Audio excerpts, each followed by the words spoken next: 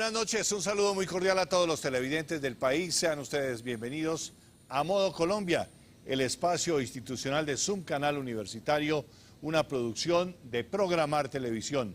Hoy tenemos un programa muy especial, un programa muy noticioso que tiene que ver con la coyuntura de esta semana de la decisión del Gobierno Nacional de decomisar la dosis o las cantidades de droga que le puedan encontrar a la gente, a la juventud y a la gente en general en pueblos, en ciudades de nuestro país. Es una medida que ha dado mucho de qué hablar, pero queremos no solamente hablar de esta medida, sino hablar de esta problemática, de esta tragedia que vive nuestro país, que sigue en aumento el consumo de drogas, sobre todo en niños y en jóvenes, en niñas, niños y adolescentes, como dirían en el bienestar familiar. Y creo que debe ser un problema de todos, por eso hemos invitado a un panel de expertos muy importante, que queremos darles la bienvenida, saludarlos y interactuar con ellos, dialogar con ellos y dialogar con ustedes a través de las redes sociales. Vamos a saludar al doctor Miguel Betín, él es psicólogo de la Fundación Crecer y es una de las autoridades que ha manejado este problema de consumo de drogas. Saludamos a la doctora Inés Elvira Mejía, asesora en política de drogas, y saludamos al doctor Uriel Sepúlveda de Narconon, que es otra fundación que también trabaja de las varias fundaciones que trabajan por este problema del consumo de drogas en Colombia. Y les presento pues a nuestra periodista joven y bella, a Laura Chávez, que nos va a dar todas las redes sociales, porque ustedes pues pueden ver a través de YouTube, pueden ver Modo Colombia, pero también pueden participar haciendo sus preguntas al panel de expertos en Modo Colombia. Laura, buenas noches, cuéntenos cómo vemos hoy Modo Colombia, porque hoy estamos estrenándonos. Gracias, Francisco. Hoy estamos inaugurando plataformas. Hoy nos inauguramos en YouTube y nos inauguramos en Twitter. Van a poder ver, seguir nuestra señal en directo por Twitter y Facebook. Y por supuesto por YouTube nos encuentran como @ModoColombia.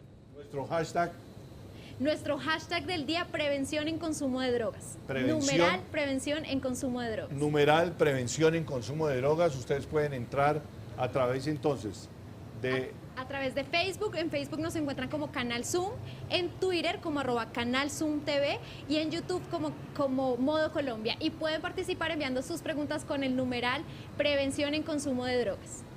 Bueno, muchas gracias por estar a esta hora. Este es un tema, es toda una pandemia la que tiene hoy el mundo en esto del consumo de drogas, que aunque es milenario, hoy se convierte en toda una problemática, pues por todo lo que conlleva consumir drogas.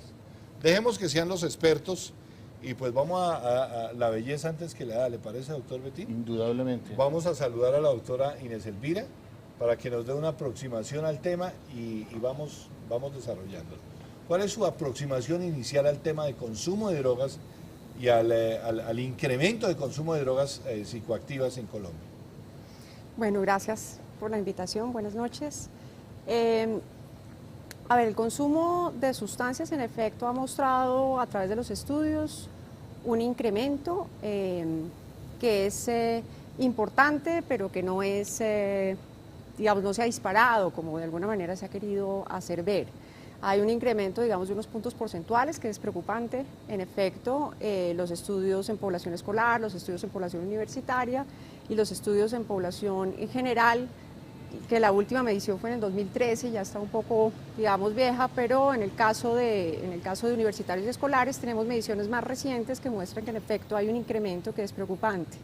Hay nuevas sustancias que están en el mercado, sustancias, digamos, que se diversifican y que pueden implicar un mayor impacto para la salud, tanto física como emocional de las personas y por supuesto también para la convivencia.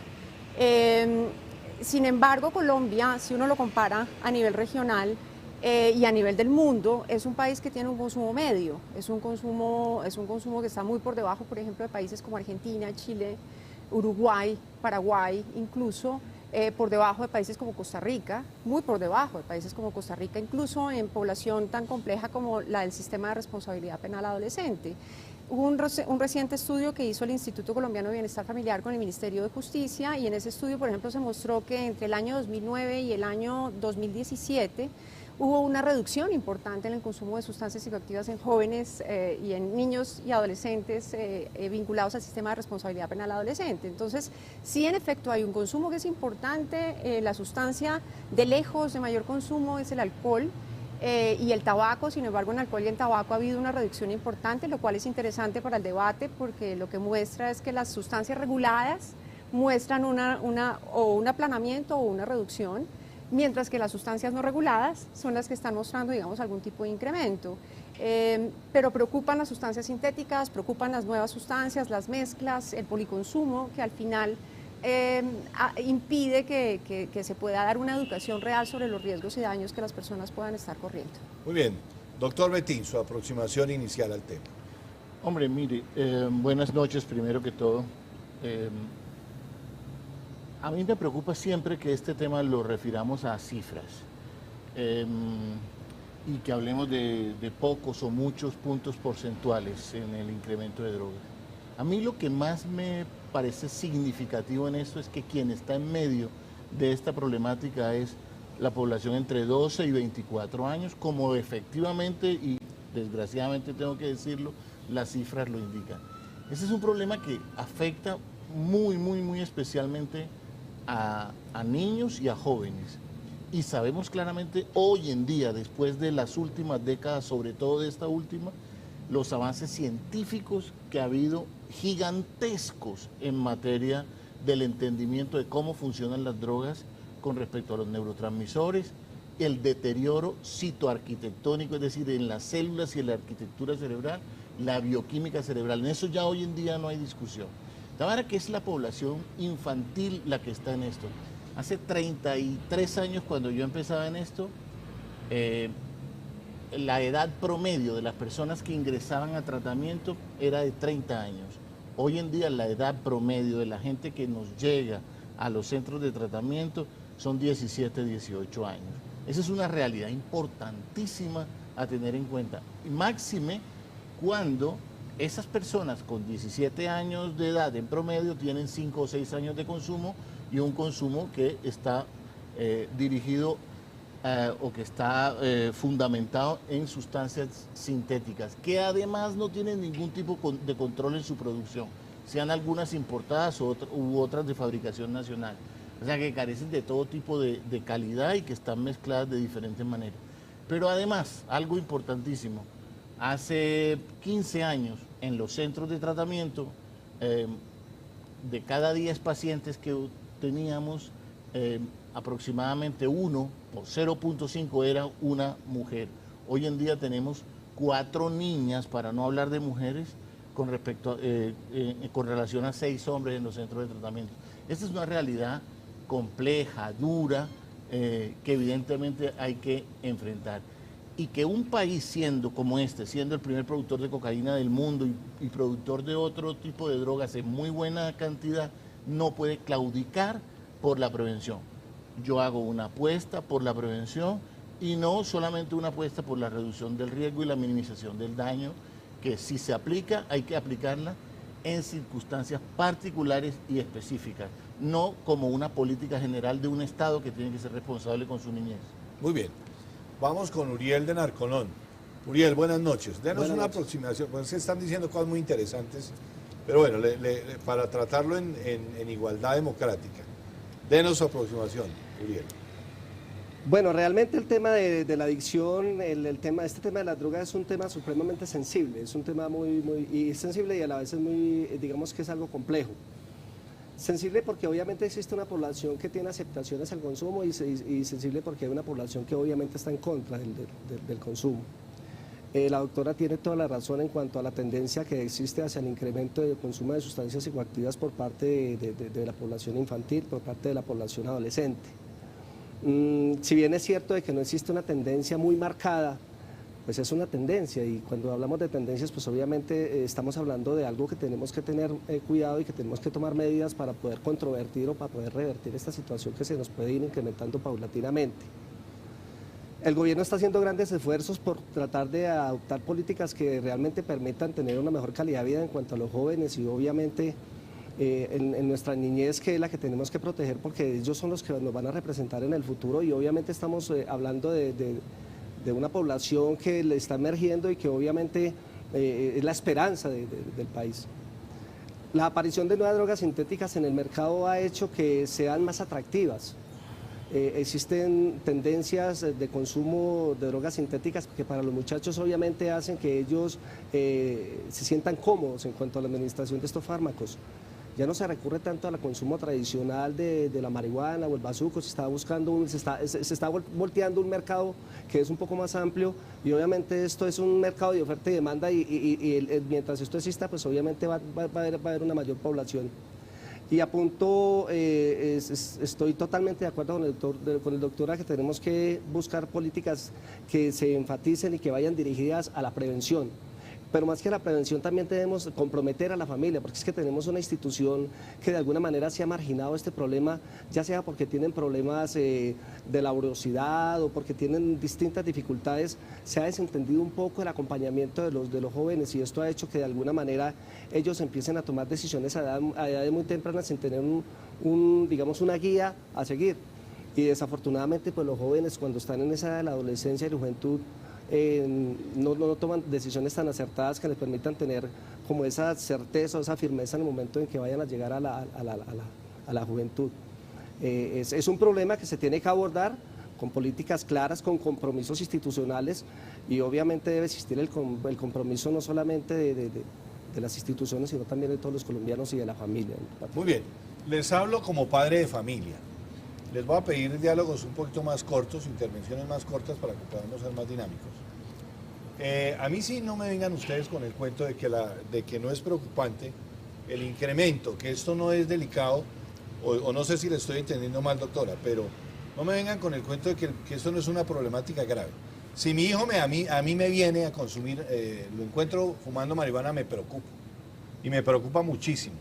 Y hoy el gobierno dijo, le vamos a quitar a los que tengan la dosis o cierta cantidad de droga, se la vamos a decomisar y a destruir, y a mí me gusta.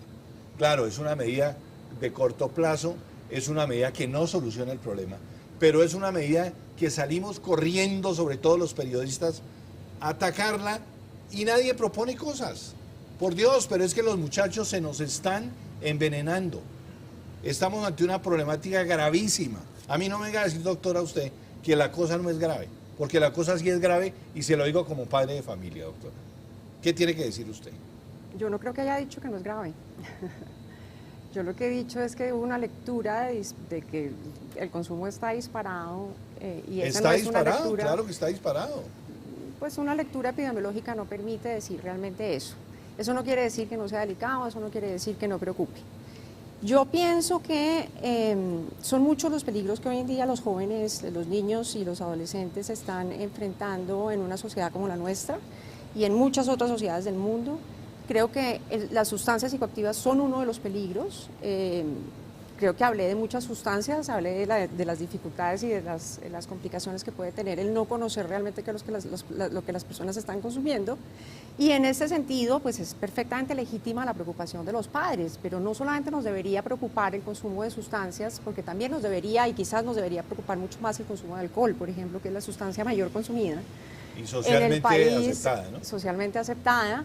Tanto el alcohol como el tabaco son sustancias que generan un alto costo en salud y de muertes a nivel mundial, mucho más marcadas que las sustancias ilícitas, incluso en un país como Estados Unidos que está enfrentando una epidemia de muertes por sobredosis asociadas a la heroína y sobre todo al fentanil. Entonces, yo creo que aquí hay que digamos, revisar el por qué es lo que está pasando con nuestros jóvenes y con nuestros adolescentes, que estamos enfrentando tasas de suicidio como las que estamos presentando, que estamos enfrentando una vida, digamos, sin sentido, sin proyecto de vida, sin oportunidades, sin capacidades reales, que reduzcan la vulnerabilidad del adolescente y del joven en un mundo como el nuestro sin muchas oportunidades. Entonces, yo concuerdo con usted, hay una gran preocupación, pero lo único que nos debería preocupar no son solamente las sustancias psicoactivas, sino el alcohol y además el estilo de vida que estamos planteando Yo concuerdo totalmente con Uriel en que hay una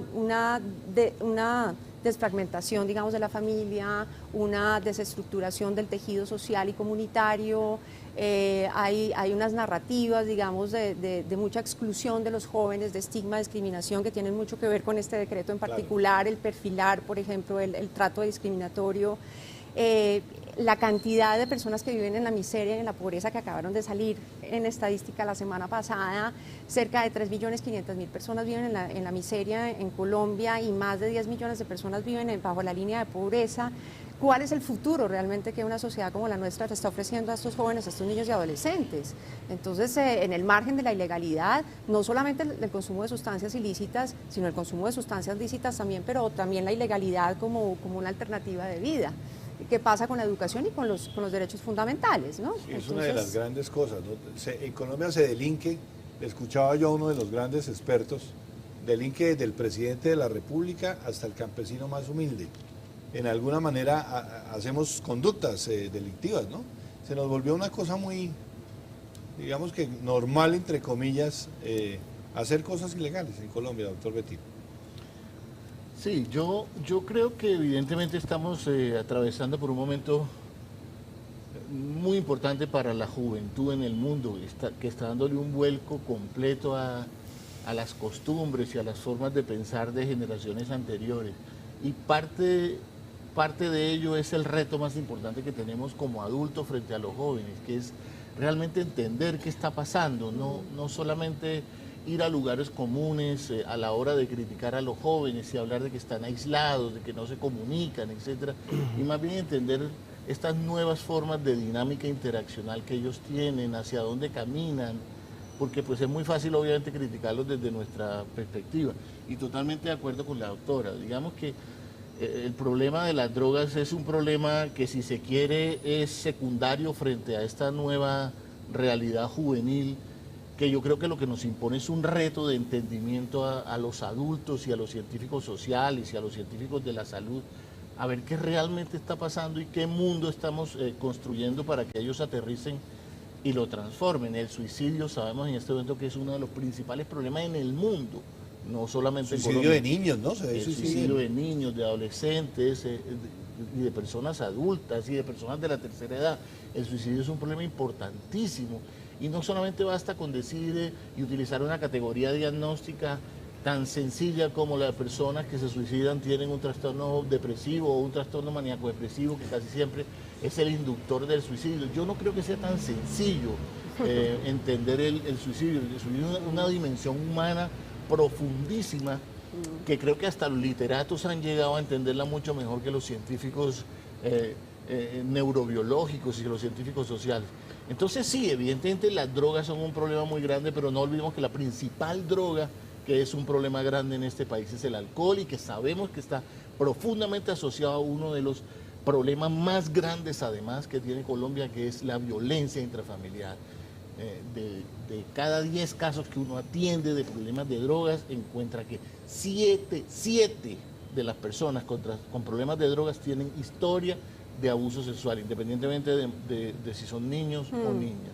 Entonces, ahí está esta sociedad que en ebullición problemática que nos implica a que tengamos una comprensión mucho más holística, sin que con ello quiera ser yo esotérico con el término, pero sí realmente tenemos que ser mucho más comprensivos de lo que está pasando y no simplistas, ¿de acuerdo? Les quiero aterrizar un poquito. Quisiera poder complementar, porque es que me parece muy interesante lo que plantea Miguel. En efecto, estamos en un país politraumatizado. Yo creo que este país ha desestimado terriblemente la historia de violencia y la cantidad de familias, o el porcentaje importantísimo de familias que tienen pérdidas, que han tenido pérdidas y que han sido víctimas, digamos, de situaciones de violencia, de la violencia estructural que ya nos habita. Detrás del consumo problemático de sustancias, porque allí también habría que entrar, digamos, a discriminar que no todos los consumos son iguales. El consumo problemático de sustancias, que es un porcentaje, digamos, menor, quienes terminan teniendo una relación problemática con una sustancia psicoactiva, siempre tiene detrás una historia de trauma. Finalmente lo que se dice es que el consumo al final puede ser o no visto como un síntoma de otras cosas, de una falla estructural, de una persona que está muy fracturada, digamos, por dentro de lo que se encuentra, por supuesto, el antecedente, por ejemplo, de abuso sexual desde muy temprana edad, pero también del trauma, del maltrato, de la negligencia, del abandono, de la falta de marco de referencia, como usted lo planteaba. Y entonces, en este sentido, pues hay que entender el consumo en este marco holístico del cual habla Miguel, con el cual concuerdo totalmente, desde una perspectiva realmente de salud emocional, de salud afectiva, de sentido de vida, ¿no? de hacia dónde vamos como sociedad y qué es lo que le estamos planteando como alternativa de vida. Unos vacíos y unas soledades muy complicadas, ¿no? Sí, sin entrar en los clichés y en los lugares comunes de los que habla Miguel, pero yo sí creo que hay una crisis realmente existencial y de sentido que nos está implicando cambiar nuestras maneras lógicas de pensar y entender a nuestros niños y adolescentes, ¿no? Uriel, cuéntenos el perfil de los muchachos que llegan donde ustedes. O sea, el muchacho que llega allá, ¿cómo llega? Bueno, normalmente una persona que llega por problemas de consumo de sustancias, y hablo de cualquier tipo de sustancias porque primero no todas las sustancias son psicoactivas, ¿no? Hay sustancias que no son psicoactivas, pero también pueden generar dependencia en la persona. Y el consumo de alcohol definitivamente de acuerdo totalmente con ese es fuera de concurso, ¿no? Sí. Entonces no hay nada que hacer y desafortunadamente que es puerta de entrada, abre la además. puerta el consumo de otras sustancias. O sea, estamos hablando del consumo de alcohol. Y además con el cliché que hay, que es que hay que enseñar al pelado a tomar. Exacto. Es el berraco, ¿no? Desde temprano. Esas son unas ideologías que ya se tienen que recoger. Yo tuve la oportunidad de hacer una conferencia con algunos estudiantes y hablábamos precisamente sobre el tema de la corrupción, porque se queja mucho la gente de la corrupción. Y yo le decía a los muchachos, ¿cómo está este país de corrupto? Pero no miramos desde dónde nace la corrupción, ¿no? Porque cuando estamos en el colegio nos parece muy normal que el compañero haga trampa y todos nos quedamos callados. O sea, no, es que es muy avispado, es que es muy abeja. O vamos al supermercado y me robo la Coca-Cola y bueno, obvio, ¿no? Pues es que es muy abeja, no se dejó pillar. Pero es que desde ahí nace la corrupción. Es una cultura que viene desde muy atrás. Desde ahí se está aprendiendo y a veces se alimenta. Sí. Yo quiero referirme a algo que quedó ahí como en el tintero y que tú lo planteaste muy emocionado y es difícil uno abstraerse del dolor de los padres. Claro. Realmente cuando Esta es cuando una los problemática papás, que nos toca a todos. Y yo, bueno, no solo de los padres, las personas que acuden a ayuda van desde los 12 hasta los 60 y pico de años. Yo en este momento, si miro la cantidad de personas que tengo recibiendo tratamiento, la mayoría están por encima de los 40 años. Y quiero hacer énfasis en esto, ¿no? Para volver al punto con el que quería empezar, y es las personas que tienen problemas de droga son médicos, abogados, pilotos, son magistrados, y no estoy mencionando ningún rol profesional que no haya tenido. Es verdad, eso sucede. Son personas comunes y corrientes, son decanas de facultades muy importantes, de universidades muy importantes, o decanos, o etcétera, o son presentadores de televisión. Es algo que sucede, que es una realidad. Y vuelvo al dolor que siente el familiar, papá, esposa, porque aquí hay una variable que no se mide mucho y no se tiene muy en cuenta, porque ese es el peligro de los estudios epidemiológicos, que son muy estadísticos, pero a veces no abordan categorías que son de suyo abstractas y que es difícil medirlas, ¿no? Porque ese afán positivista en el mundo de que todo puede ser medido y cuantificado, a veces no lo alcanzamos tan claramente. El dolor psíquico que trae consigo un caso de estos, que de alguna manera la punta del iceberg es el consumo, pero que debajo hay violencia, hay una serie de problemáticas durísimas, soledad, abuso sexual, muchas cosas. Eso es lo que trae consigo un fenómeno de drogas. No porque el fenómeno de drogas lo produzca, de alguna manera a veces el fenómeno de drogas, y casi siempre, no solo a veces, sino casi siempre, es la resultante en la que a la que estos jóvenes acuden. Solo hágase una pregunta: ¿qué le queda a nuestros jóvenes de nuestras barriadas con absoluta falta de oportunidades educativas, de oportunidades laborales? Uno acude a lo que tiene en un momento para solucionar la soledad, para solucionar la angustia, uno acude a lo que tiene. Y O la claro que falta en de plata. Claro, O la falta de plata. ¿A qué más se puede acudir en un país donde la droga es barata y es de buena calidad y abunda? Es que no estamos en Copenhague, ¿ve? Que es difícil de pronto acceder a una línea de cocaína. Aquí se accede fácilmente. La tiene el mesero, la tiene cualquier otra persona. Y en ese sentido también quiero hacer énfasis en las diferencias de consumo. Ahora que tú hablabas del consumo recreativo en muchos casos, que en muchos casos es realmente recreativo y en otros casos es una manera de denominar el propio consumidor. Yo quiero hablar del consumo para llegar a la medida, porque creo que es uno de los intereses de este programa, y es que no hay que confundir el consumo pequeño burgués de aquella persona que apoltronada en su silla cómoda de su apartamento estrato 6, con ascensor al propio apartamento, recibe a un jíbaro que también es de unos niveles educativos altísimos y en la tranquilidad de una reunión consume, a nuestras barriadas, quienes hemos trabajado en prevención en esta ciudad y en otras. Sabemos que la forma de distribución, la dinámica propia de la distribución y consumo en Sierra Morena es distinta. Está acompañado de la puñaleta del distribuidor, de la presión. Y no es mentira que las ciudades han estado tomadas en estos momentos por los clanes, que quedan después de la guerra de 50 años en el país. Eso es una realidad. Que la ciudad hoy, la distribución desde el punto de vista administrativo de una empresa es perfecta. Ellos sí tienen la ciudad dividida en cuadrantes y hay una persona que distribuye aquí en estas cuadras y la maneja perfectamente bien, de acuerdo. Esto es un país sui generis, por eso cuando hablamos de políticas preventivas en Colombia, ¿por qué no copiamos el modelo portugués? ¿Por qué no copiamos el modelo holandés? O no, pasémonos a la radicalidad del modelo sueco. Un momentico. Islandia. Hacer prevención en Colombia implica un modelo a la colombiana. ¿Y por qué a la colombiana? Porque estamos en un país donde uno de los principales factores de riesgo, además de todos los que hemos hablado, que es la droga barata, ahí a disposición, está presente. Y eso obviamente nos conmina a que pensemos creativamente en cómo hacer prevención en un país con estas características. Yo los invito a los jóvenes a que nos soñemos con la vida, a que nos demos unos pases de deporte, a que nos metamos unas ejercicio, entrenamiento, arte, cultura. Tenemos tantas cosas para hacer.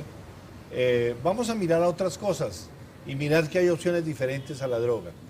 Tenemos una nota que nos preparó Laura con algunos muchachos para que miremos este mundo de la droga. Hoy estamos acompañando, inclusive, ¿nos están viendo en dónde, Laura? Nos están viendo en la Fundación Hombres de Valor. Muchísimas gracias a la Fundación porque hoy recibimos testimonios que esperamos muy pronto tener al aire. Muchas gracias a esos muchachos que con tanto valor y con tanto sacrificio y con tanto empeño quieren salir adelante, y por supuesto al pastor y a las personas que lideran esta iniciativa tan bonita. Muchas gracias. En sus fundaciones también nos están viendo, ¿no? En Narconón nos están viendo. Claro que sí, Narconón está En Crecer nos están viendo. No creo. No, deben Ya están tener en durmiendo, terapia. No, mentira, claro que sí, hombre. Casi me infarta. ¿Dónde más nos están viendo los muchachos hoy? Hoy espero que los muchachos nos estén viendo, que podamos lograr un programa útil para la gente, porque esto tiene que servirle a la gente para algo. Tenemos que al menos despertar en algo la conciencia de tanta gente que le damos como la espalda, no solo al problema de la droga, como ustedes lo plantean, también al problema del alcohol y por ahí derecho al problema Que es una droga. que es una Claro. droga. Y la enfermedad mental, que es una cosa muy grave, muy delicada, que a veces tampoco la miramos con la suficiente... Hoy en día sabemos que en Colombia, con las mediciones que hemos hecho, se ha podido corroborar los datos que ya existían mundialmente. Y es que más o menos entre el 70 y el 80% de las personas con un trastorno por consumo de sustancias, como se denomina hoy en la nueva clasificación de enfermedades mentales, trastornos por consumo de sustancias, significa, y ese fue un cambio importante, significa que el consumo de sustancias puede tener como primer trastorno la dependencia o no, o puede tener otro tipo de trastorno. Trastornos, ahí estamos hablando de trastornos y no de enfermedades, que hay una diferencia que parece sutil, pero no lo es tanto, y es que el consumo no adecuado, o el consumo no pertinente, o el consumo no controlado puede traer diferentes trastornos en el comportamiento de la persona. Pero ojo, significa que 7 de cada 10 personas con un trastorno por consumo de sustancias o los acompaña una depresión profunda o un trastorno de ansiedad o una esquizofrenia. Para la enfermedad mental. Claro, otra enfermedad mental, digamos. O cuando afectivo, ya un estamos trastorno hablando- afectivo, o sí, un es que trastorno enfermedad afectivo. mental suena Sí. muy a esquizofrenia. Trastorno afectivo. Sí, Sí. trastornos de salud mental. ¿Ustedes creen que somos un país, Pero- somos una narcodemocracia y somos un país de consumidores? Venga, pero antes de eso yo quisiera retomar algo que dijo Miguel y hilarlo con algo que quedó antes también un poco en el aire.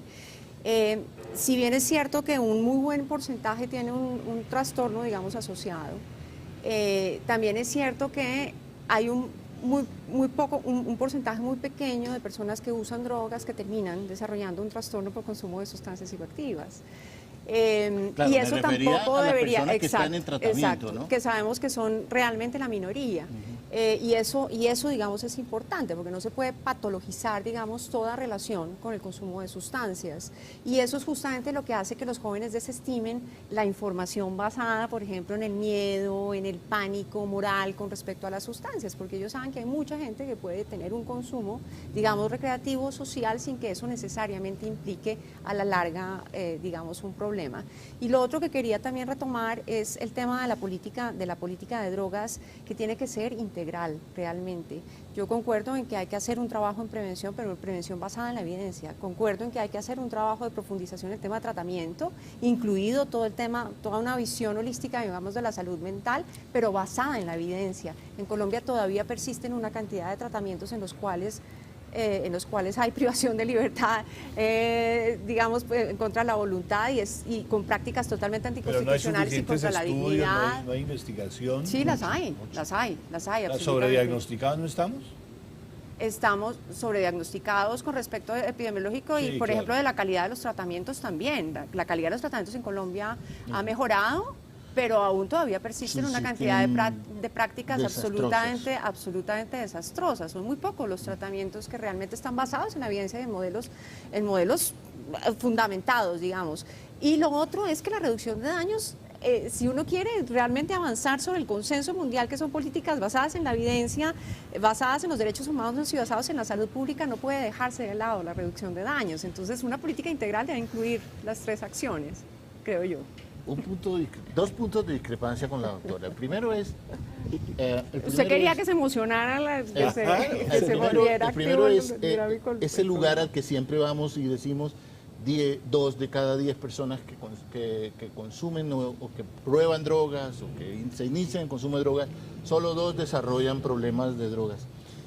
Esas estadísticas hay que revisarlas. No me pueden decir 2 de cada 10 personas que consumen drogas, solo 2 desarrollan el problema. ¿Quiénes son esas 10? Son personas de estratos bajos. ¿A qué edades tenían cuando probaron? ¿Eran personas con trastornos de ansiedad? ¿Eran personas con maltratos? Si no me delimitan el grupo, me están revolviendo peras con manzanas y claro, los resultados salen. Pero de se una- han revuelto en el mundo entero, porque esa estadística es mundial, esa no Claro, es es nuestra. una estadística mundial y no por ello es una Y estadística también válida. aplica, pero si No. lo aplicamos a nuestras estadísticas en No, Colombia, no, ese porque porcentaje sería mayor. No, Ahí le porque doy a sería usted la lo mismo razón. que decir entonces en pediatría, los niños del mundo a los 7 años deben haber crecido 80 centímetros. Pues no, los chipchas no. Los Pero no chipchas podemos dejar de reconocer los que hay grupos consumos- no. que hay Esa es una consumos información que diferenciales, llega ¿no es mal a los verdad? jóvenes y entonces la gente Bueno, dice, eso es otra "Solo cosa, 2 eso de es cada 10", distinto. poquito. Entonces Un eso es momento. distinto. Miremos estos jóvenes que están deprivados de recreación y hagamos la medición ahí. El resultado es 8 de cada 10. Y eso, y midámoslo en un país como este. Esa es una cosa que siempre he discutido, porque realmente meter eso así, los expertos podemos entenderlo, pero esa información llega y no cala lo suficientemente bien. Solo ese punto de discrepancia. Veamos la nota que teníamos preparada y seguimos. A ver la nota, Camilo. Aproximadamente 520.000 estudiantes de colegio entre los 12 y los 18 años han consumido drogas alguna vez en su vida. El consumo se convirtió en una problemática de salud pública para el país. ¿Qué opinan los bogotanos acerca del consumo de drogas y qué opinan sobre el decreto que busca decomisar la dosis mínima? Pues yo creo que obviamente es como un tema que afecta mucho, no solamente a la población, sino económicamente, el gobierno, o sea, todo. Pero eso ya va en cada persona, o sea, cada persona sabe qué quiere y qué no. Entonces, obviamente si es mayor de edad, ¿no? Entonces yo creo que pues si la persona se siente bien haciéndolo y no le está haciendo daño a nadie, pues no le veo yo el problema. Pues yo no estoy para nada de acuerdo con las drogas, creo que le hacen mucho daño a la juventud y es como un indicador que refleja pues mucho de la descomposición social que tenemos. Bueno, el consumo de drogas me parece que es realmente aceptable, o sea, no me parece algo malo, yo las consumo, entonces estoy totalmente de acuerdo. Me parece que también está lo medicinal, no todo el mundo carga una dosis simplemente porque él está de moda, porque le gusta simplemente fumar, sino también porque es algo medicinal. Voy en contra de eso, pero hay que pensar que uno no es solo en el país, sino hay otro tipo de personas y les gusta eso y lo usan como recreación o como otro tipo de salidas. No estoy de acuerdo, porque pues la idea de esto es que hay que acabar con este mal y la mejor forma para educar a nuestros hijos es acabando con esto. Me parece que es echar para atrás 40 años y no solamente eso, sino que me parece que va a estimular el microtráfico aún más, elevar los precios y las drogas de mala calidad. Por lo tanto, me parece que es un decreto funesto. Pienso que es como una medida temporal, o sea, siento que no va a hacer nada a largo plazo, o sea, es como pañitos de agua tibia, con prohibirla no se va a acabar. Estoy de acuerdo con esto, sobre todo por el crecimiento que ha tenido el consumo a nivel de los últimos años y más de lo que estamos viendo en los colegios con los niños y en las mismas universidades. Estamos hablando en Modo Colombia de la tragedia del consumo de drogas, de sustancias psicoactivas, sobre todo en los jóvenes. Es un tema que pues tendrá que hacerse con mucha seriedad, con mucha profundidad y que no solamente puede ser una coyuntura de momento, tiene que ser toda una política no solamente de gobierno, sino de Estado y de sociedad. Miremos un momentico redes sociales y seguimos con nuestros expertos. Gracias, Francisco. Recuerden que hoy estamos inaugurando nuestras plataformas digitales. En Twitter ahora nos pueden encontrar también como @ModoColombia y en nuestro canal de YouTube como Modo Colombia. También sigan nuestras plataformas en Facebook como Canal Zoom y en Twitter como @Canal Zoom TV. Ya tenemos la primera pregunta. Nos preguntan en este momento, Luis, ¿es realmente posible científicamente salir y superar la adicción y el consumo? Científicamente es posible superarlo. ¿Usted qué opina que maneja casos pues maneja toda la política de ir sacando a la gente de ahí, de rehabilitación? Uriel.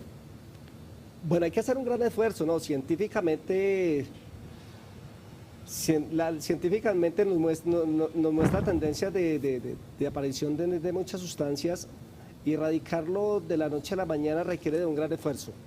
Requiere de un gran compromiso, lo que tú decías, de Estado, institucional, donde se tiene que involucrar todos los actores, absolutamente todos los actores, y no pueden hacerse en prevenciones o acciones aisladas, sino que se tiene que ir hacia un mismo norte, hacia un mismo objetivo.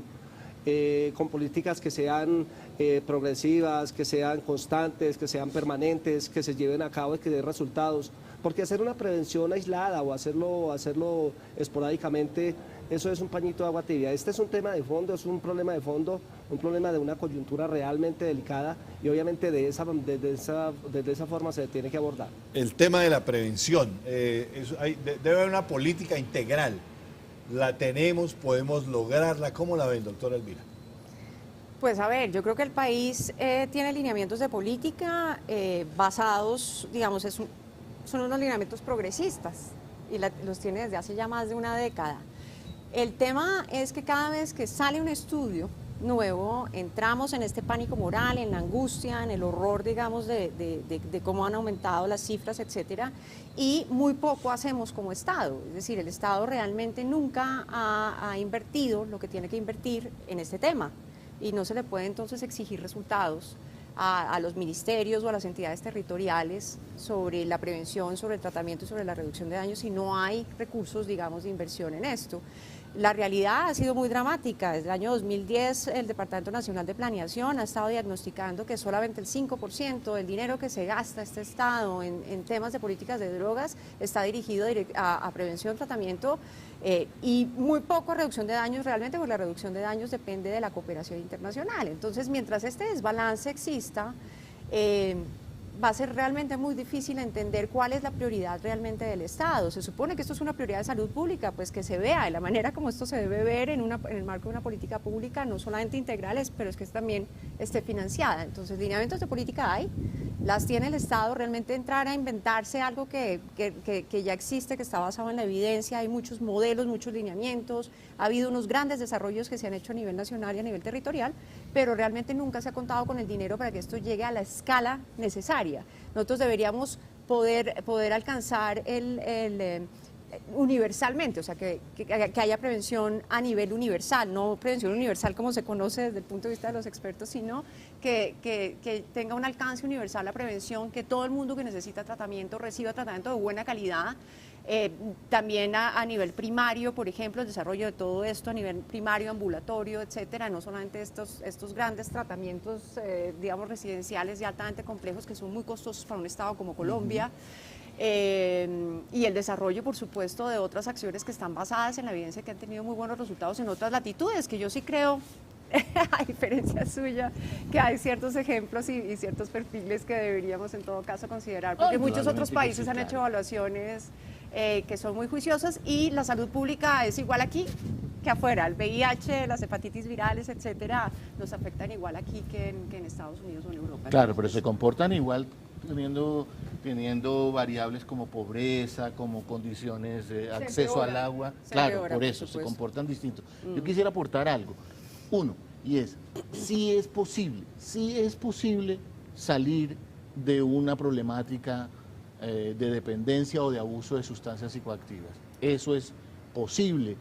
Los resultados son buenos.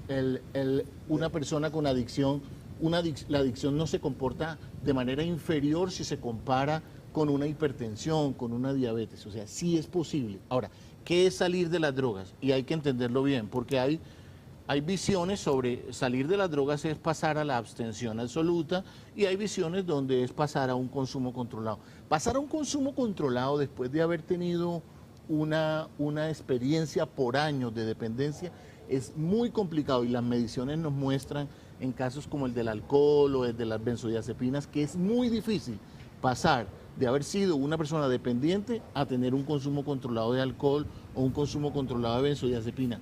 Es difícil. En otras sustancias de pronto es un poquito menos difícil, pero sí se logra. O sea, el mensaje que hay que enviar es que sí se logra, porque en este momento seguramente hay muchas personas que están afectadas y que obviamente ven un camino sin salida. Ahora bien, cambiar hábitos, y ese es un mal hábito, una dependencia es un mal hábito. Todos los 31 de diciembre nos prometemos muchos cambios, y el 3 de enero ya hemos fallado. Los seres humanos nos prometemos todos los días cambiar cosas. Que para todos cambiar es difícil. Claro, cambiar es difícil. Y hoy en día los estudios científicos neurofisiológicos que trabajan sobre el hábito son interesantísimos. O sea, cómo realmente una red neuronal configura un hábito y desestructurarlo y crear un nuevo camino es complicado, porque un comportamiento... como todo es aprendizaje. Claro, como todo es aprendizaje, porque un hábito, cuando se trata de cambiar, es como un camino viejo al que le ha crecido pasto, maleza, pero ahí debajo está. Entonces uno encuentra una dificultad y vuelve otra vez al camino viejo. Pero sí se puede, es totalmente válido. Pero claro, nosotros apenas, la doctora lo acaba de mencionar, nosotros tenemos una política pública de salud mental que tiene los parámetros y los lineamientos de las mejores políticas públicas mundiales, y la política de sustancias también. Que nosotros no hemos tenido la suficiente voluntad política para que esas políticas públicas se traduzcan en acciones basadas en evidencia. Y eso implica que acabemos con los sistemas de tratamiento que no están basados en evidencia y que obviamente terminan haciendo más daño y crean una frustración enorme. La persona no quiere volver después a tratamiento porque la experiencia de tratamiento ha sido altamente lesiva, ¿de acuerdo? Y eso es revictimizar a la persona. Entonces, obviamente lo que se hace es que se hunda más. Así que, pero la política ya contempla que el Estado, porque eso es una política de Estado y no de gobierno, ¿cómo debe hacer el Estado para que los centros de tratamiento cumplan unos cánones y unos protocolos específicos? Así que manos a la obra, hay que empezar a hacerlo. Tengo entendido que el actual gobierno está decidido a hasta tomar medidas concretas para por fin poner a avanzar esto. Desafortunadamente, esta medida, que estaba dirigida básicamente al control del tráfico, surgió huérfana de compañía, de política, que incluyera una política integral y que apuntara a la prevención y no solamente a esta parte. Tengo tanto que decirles ahí, pero ¿qué hay ahí? O sea, la persona adicta, porque ya la discusión de drogas blandas y drogas duras ya pasó. Eso ya pasó. Eso ya se pasó. Sí. Hoy, ¿qué es lo que la persona tiene aquí en su cabeza, en la genética, o en dónde diablos es que tiene algo que lo vuelve adicto o no? No. ¿Sí me entienden lo que les quiero decir? Sí. Realmente una persona no es adicta ni a la heroína, ni a la cocaína. O sea, ni no al tiene alcohol. la predisposición genética. No, sí hay predisposición genética y eso está absolutamente demostrado. Las personas no nos volvemos adictas a la cocaína o a la marihuana o al alcohol. La cocaína, la marihuana, el alcohol son los mensajeros que disparan en nosotros sustancias que existen en nosotros, como la dopamina, como el GABA en el caso del alcohol y el glutamato, y producen en el cerebro un acostumbramiento de una cantidad X de esa sustancia. La cocaína, por ejemplo, se considera que aumenta los niveles de dopamina 40 veces por encima de lo que lo hace la comida, ¿de acuerdo? O sea, por eso es tan potente la cocaína. Y por eso no es un tema solo de voluntad.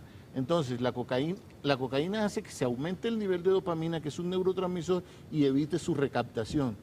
Y claro, la persona se va acostumbrando a un nivel de éxtasis frente al consumo que después es difícil conseguirlo. Una de las quejas principales de un paciente que está abandonando el consumo de cocaína es: desde que dejé la cocaína, la vida la veo en blanco y negro.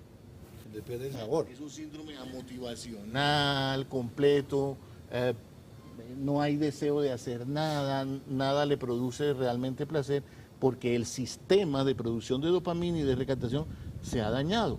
Afortunadamente, con el paso de los años y con las nuevas experiencias placenteras, se reactiva el sistema. Definitivamente es un problema de salud pública. Total. Sí, lo es, O es un problema absolutamente. mucho más que de salud pública. Lo que pasa es que es una mirada a la salud pública como debe ser. Sí. Desde el marco de los determinantes sociales y agregando toda la complejidad de lo que es la salud pública. Aquí entendemos a veces la salud pública como ir al médico y tener un diagnóstico y recibir un tratamiento desde el punto de vista del servicio de salud. Y la EPS, digamos que es un poco más allá.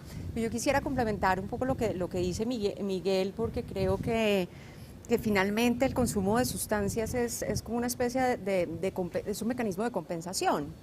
Cuando usted habla, por ejemplo, de algún tipo de predisposición, esa predisposición puede ser biológica, obviamente puede ser previa y puede desarrollarse en el marco de todo este desarrollo traumático del que ya hablamos antes. Y finalmente el consumo es una manera de compensar, como lo son muchas otras prácticas y comportamientos. O sea, no solamente se activan estos mecanismos a través de sustancias externas y psicoactivas, sino también a través de comportamientos, de ir a compras excesivas, de tener, por ejemplo, pues una adicción al sexo, ¿no? De otro tipo relaciones conflictivas, de dependencia excesiva, de la dependencia excesiva con el trabajo, con el teléfono, con las redes sociales, etcétera. Es decir, ahí hay estos mecanismos y la persona entonces logra a partir de estos medios compensar de alguna manera y lograr algún tipo de equilibrio y de bienestar, o de sentirse, digamos, menos mal. Y en ese momento la sustancia o el comportamiento o la práctica empieza a tener un rol muy importante en la vida de la persona, y abandonarlo, por supuesto, como para cualquiera de nosotros, finalmente es difícil, por lo que ya hablamos en términos de hábito, ¿no? O sea, abandonar cualquier hábito, o sea, el cambio es un proceso y así lo tenemos que entender, y es un proceso complejo. Uriel, usted en su experiencia, y ahí también quiero la respuesta del doctor Betín, ¿cuánta gente que tiene el problema logra superarlo? Logra llegar a los tratamientos, ¿no? Pocos. Bueno, esa cifra sí se la tengo. 1 de cada 10 personas en Colombia. Solamente una de cada 10 personas en Colombia que requieren tratamiento, llegan a tratamiento. Okay. De acuerdo con el último estudio del 2016. Pero mira, nosotros, en Narcolón se maneja una estadística y tenemos un promedio más o menos de 10 personas que ingresan a hacer el proceso, más o menos 6 están sosteniendo. Más o menos, digamos que están sosteniendo.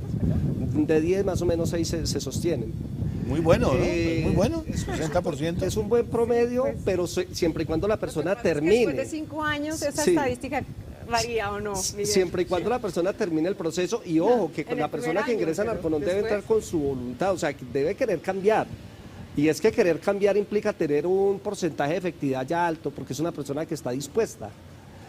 Cosa contraria a una persona que de pronto es llevada a un centro de rehabilitación con promesas de que yo te voy a ayudar, o de pronto la presión de la familia de que si no cambias te voy a sacar de la casa. Entonces el muchacho obviamente se interna para darle gusto a la familia, pero no porque tiene esa convicción de cambio.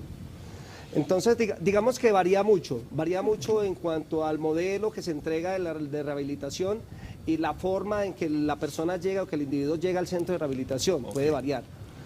Yo quería ahondar un poquito en el tema de la compensación a nivel cerebral, y realmente lo que pasa es que el ser humano es un ser completo, o sea, la parte psíquica, la parte cerebral del ser humano es absolutamente normal, y cuando una persona tiene felicidad, pues el tema de los neurotransmisores es generar simplemente un estado de placer, y cuando una persona empieza a consumir drogas o empieza a administrarse algún tipo de fármaco psicoactivo, lo que hace es alterar esa química cerebral, o sea, empieza a generarse la liberación de dopamina, que es un neurotransmisor que genera placer, y ante la ausencia de la droga, pues obviamente como el cuerpo está acostumbrado, pues va a tener un bajonazo y se presenta el síndrome de abstinencia.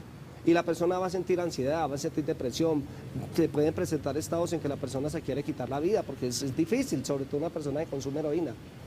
Entonces pienso que aquí lo que hay que hacer es como enseñar a los jóvenes a tener esa nivelación de neurotransmisores, de dopamina, adrenalina, noradrenalina, todo este tipo de neurotransmisores de una forma sana, haciendo deporte, haciendo actividades lúdicas, participando en actividades culturales, complementando actividades familiares, haciendo el paseo de olla, haciendo actividades normales, porque así el cuerpo está equilibrando realmente la parte cerebral. Estamos en los minutos finales, doctor Bettino. ¿Qué me iba a decir? El tiempo nos pasó rapidísimo. Sí, una cosa.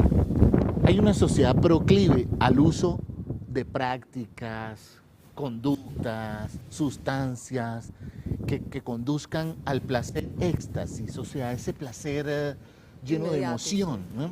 Muy distinto a nuestros antepasados griegos que nos determinaron cómo somos, cómo hablamos, cómo pensamos, el famoso logos griego que propendían tanto por el placer plácido, por ese placer el placer de la contemplación y estar tranquilo. Fíjense que nosotros decimos aquí, póngase a hacer otra cosa, deporte, juegue, haga algo. Como que decirle a alguien, aprenda a estar con usted mismo. A filosofar. No necesariamente filosofar. Una de las quejas principales cuando uno atiende jóvenes es, qué aburrición. Qué aburrimiento. Sí. O sea, estoy aburrido todo el tiempo. Y ese aburrimiento lo confunden con depresión, claro, y lo confunden con ansiedad. La gente no sabe estar, ¿verdad? ¿De acuerdo? Woody Allen decía, yo creo que lo más importante en la vida es aprender a estar conmigo mismo, y eso se nos ha olvidado, porque claro, es un medio lleno de miles de cosas. Claro, es dificilísimo, pero ese tipo de cosas generan una cultura tendiente a buscar algo que está fuera de mí y que me llena ese vacío o ese desasosiego con el que vivo, y eso de alguna manera es una cultura proclive al tipo de sustancia. Pero insisto, es muy difícil abandonar la sustancia, pero sí se puede hacer o se puede aprender a regular en algunos casos, pero esas mediciones son complicadas, porque no es lo mismo medir al primer año que al quinto año, no es lo mismo medir hombres o mujeres. Por ejemplo, las mujeres madres tienen una muy buena posibilidad de salir adelante, claro, lo cual implica que la situación vincular afectiva supera a la química deteriorada. Puedo estar muy necesitado de dopamina y tener un síndrome de abstinencia grande, pero el amor a mi hijo pues, lo compensa y la trae. Con los jovencitos es más complicado que salgan de las drogas, porque la juventud, el consumo de drogas del adicto joven, el divertirse está ligado a la droga, no hay una forma de divertirse ajena a la droga. Entonces, al salir de tratamiento rápidamente, el neón y la cocaína rosada ahí lo atrae nuevamente. Hacia más adultez se pueden lograr mejores resultados. Laura, última pregunta, queda muy rápido. Gracias, Francisco, y gracias a los televidentes que han participado y a los jóvenes universitarios. Nos preguntan en este momento si faltan más sectores o carreras profesionales que estén enfocadas a enfrentar esta problemática. ¿Faltan más gestores para trabajar en esta problemática? Hay muy poca formación en el país en esto, y está además muy segmentada, ¿no? Yo sí creo que el país necesita lo hablábamos antes de empezar, la capacidad de respuesta del país es limitada, la capacidad técnica del país es limitada. Y hay muy poca oferta realmente formativa, pero también una oferta formativa diversa y no solamente centrada, digamos, como en la mirada reeducativa, que ahí hay mucho, ¿no? En la mirada de comunidad terapéutica, que ahí hay bastante también, sino en una mirada de otras alternativas, digamos, de tratamiento. Les quiero cerrar el programa con una, tal vez un desafío que les quiero hacer. ¿Qué esperanzas hay? ¿Qué tanto estamos en la esperanza para estos muchachos, para la gente que hoy está metida en las drogas?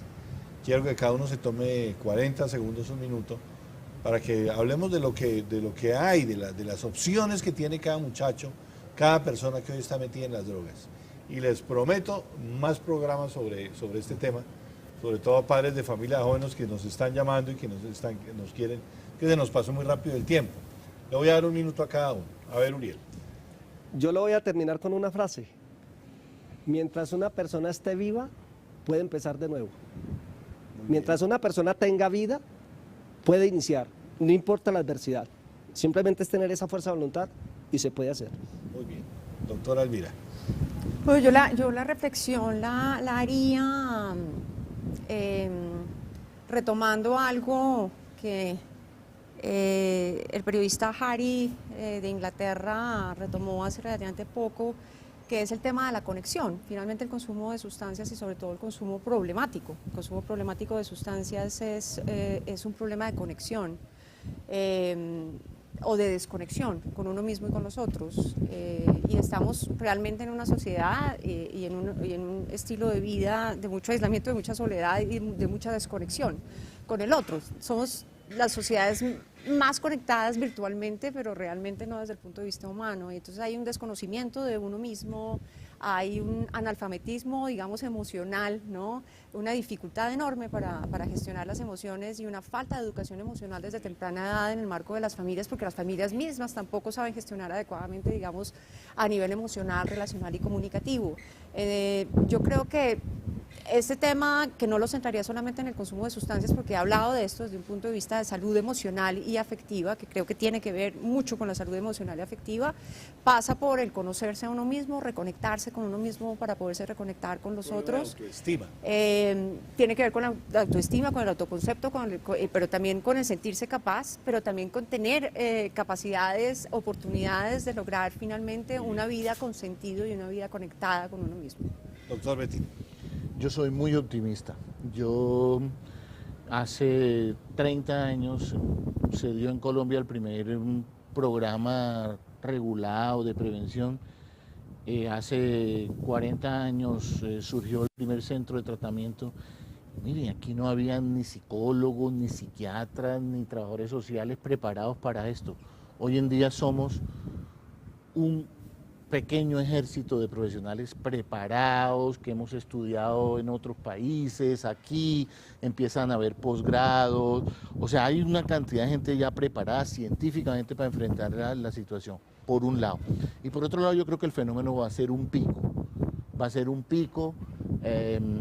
y ese pico va a estabilizarse en un momento y va a descender, o sea, la sociedad está haciendo una comprensión del dramatismo que implican las drogas. No olvidemos que en Colombia hubo unos factores coyunturales que generaron la guerra, la pobreza, la desigualdad, pero que el factor principal que mantuvo la guerra, o los dos factores que mantuvieron la guerra, fue la gran inyección que generó el narcotráfico y que hace que una guerra sea posible 50 años. Y en segundo lugar, el fenómeno de ideologización que se le produjo a los actores de la guerra para que llegaran a ser enemigos de sus propios hermanos y primos. Pero el narcotráfico fue una gran inyección para la guerra y la gente ha hecho esa concesión. Por eso a veces políticamente se aprovecha eso, porque la familia colombiana es muy enemiga de la droga por ese tipo de cosas que la droga generó, ni siquiera por el consumo. La gente dice que Colombia es muy conservadora frente al consumo. No es ni siquiera tanto al consumo, sino a todo lo que implica drogas. Muchas gracias por haber venido. El tema es muy amplio, quiero que lo hagamos con un sentido social, que hagamos una reflexión muy útil que a ustedes les sirva en su casa y en su comunidad. Vamos a seguir trabajando sobre el tema los invito para que volvamos a hacer, porque nos quedamos muy en punta. Creo que apenas aruñamos una chimenea. Es que es un tema muy complejo. Una chimenea. y le prometo agua de panela. Sí, un chocolatico. Gracias por haber venido. Nos seguimos viendo en la construcción de este nuevo país tan hermoso que tenemos, Colombia. Y saludamos a nuestros millones de jóvenes y les decimos que hay esperanza y que todo puede ser posible. Todo puede ser posible. Muchas gracias. Nos vemos en la construcción de un nuevo país, como les digo, y en un nuevo capítulo de Modo Colombia. Hasta entonces.